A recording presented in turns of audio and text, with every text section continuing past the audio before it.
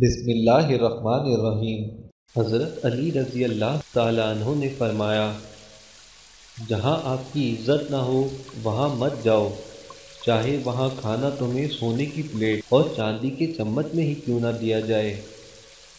انسان چاہ کر بھی اپنی زندگی سے وابستہ سب لوگوں کو خوش نہیں رکھ سکتا اور نہ ہی دکھ سے بچا سکتا ہے۔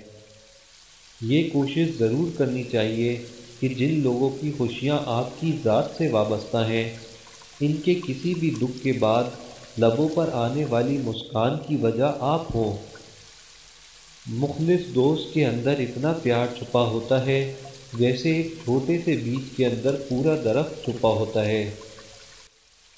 صبر ایک ایسی سواری ہے جو اپنے سوار کو گرنے نہیں دیتی، نہ کسی کے قدموں میں اور نہ کسی کی نظروں میں۔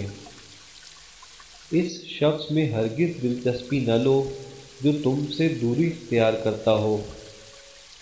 لوگوں کو اس طرح معاف کرو جیسے تم خدا سے امید رکھتے ہو کہ وہ تمہیں معاف کرے۔